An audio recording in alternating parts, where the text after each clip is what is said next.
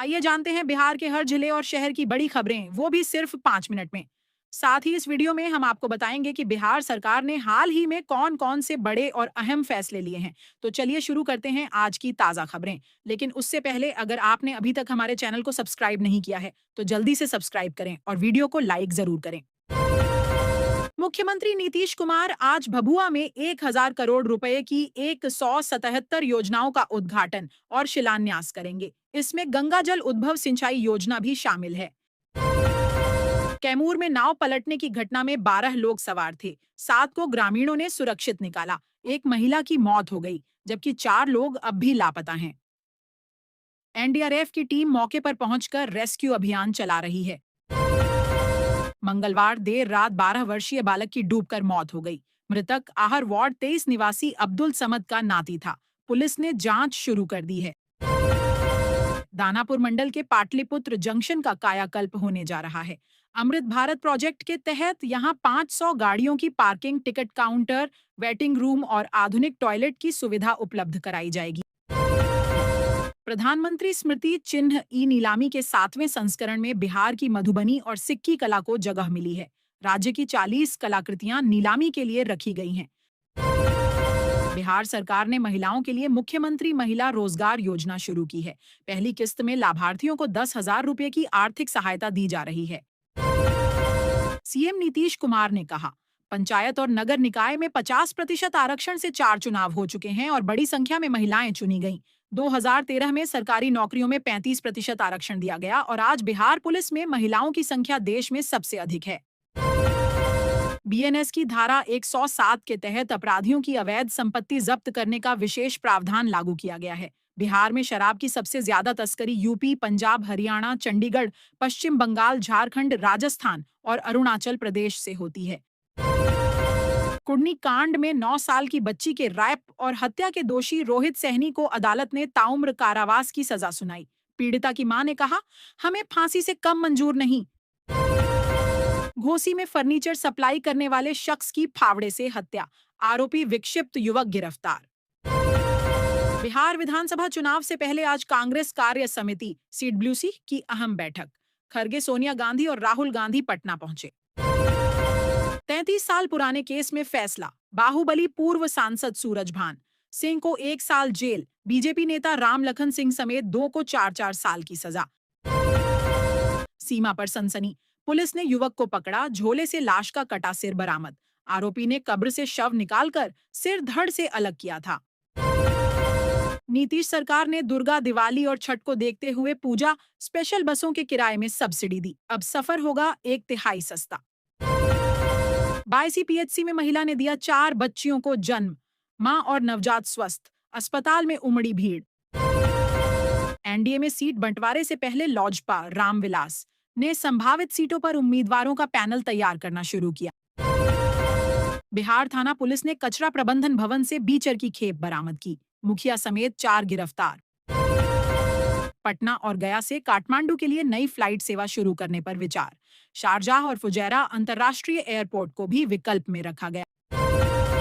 दूसरे जिलों और प्रखंडों में ट्रांसफर होकर पहुंचे शिक्षकों को अब तक वेतन नहीं मिला। सैलरी के लाले से उनके परिवारों की दुर्गा पूजा फीकी पड़ने वाली है।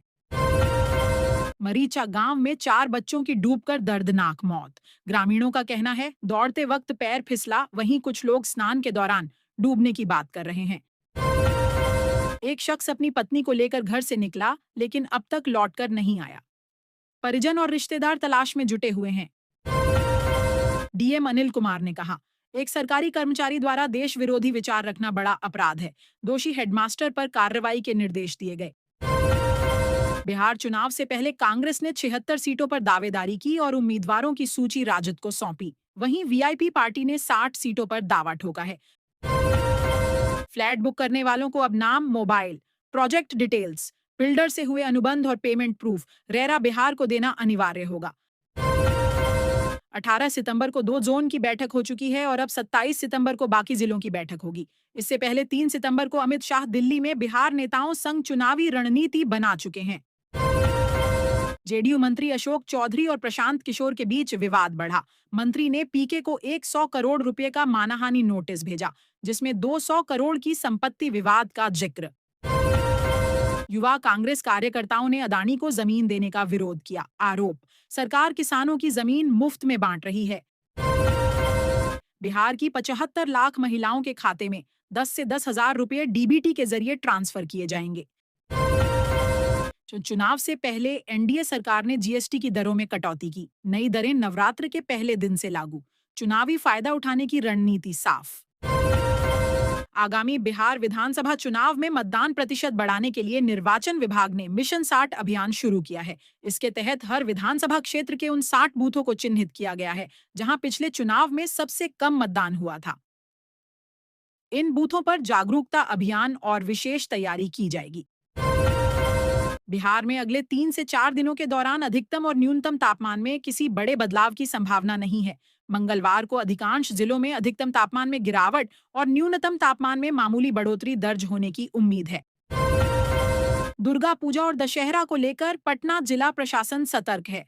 पूजा समितियों को प्राकृतिक सामग्री से मूर्तियां बनाने और कृत्रिम तालाबों में ही विसर्जन करने का निर्देश दिया गया है। हानिकारक रसायनों पर प्रतिबंध लगाया गया है। वहीं गांधी मैदान में रावण वध के मौके पर सुरक्षा और चिकित्सा की कड़ी व्यवस्था की जा रही है।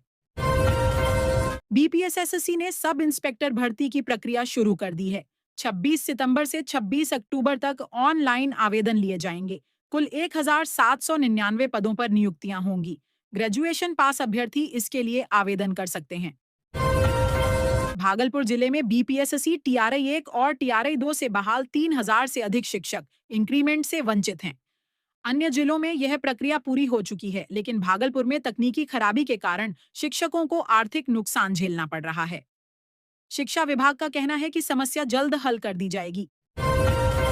बिहार में विकास और जनहित से जुड़ी कई महत्वपूर्ण घोषणाएं सामने आई हैं। राज्य सरकार और केंद्र सरकार दोनों स्तरों पर लिए गए निर्णयों से न केवल आम जनता को राहत मिलेगी, बल्कि रोजगार, बुनियादी ढांचा और सामाजिक सुरक्षा को भी नई मजबूती मिलेगी। बिहार सरकार ने कामगारों की आय में इजाफा करते हुए न्यूनतम मजदूरी दरें बढ़ा दी हैं।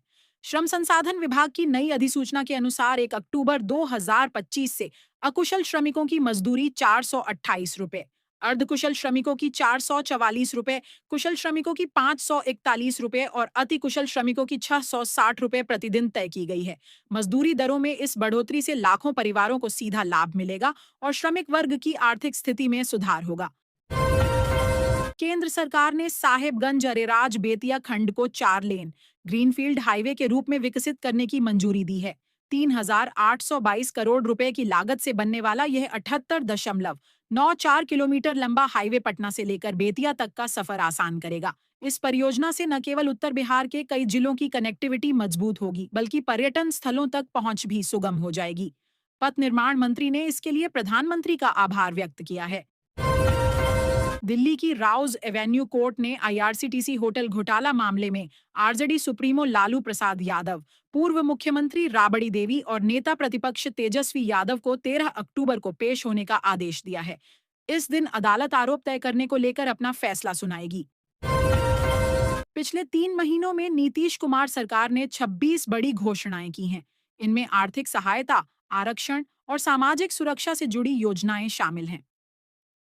खास तौर पर 125 यूनिट तक मुफ्त बिजली देने के वादे ने आम उपभोक्ताओं को राहत की उम्मीद दी है।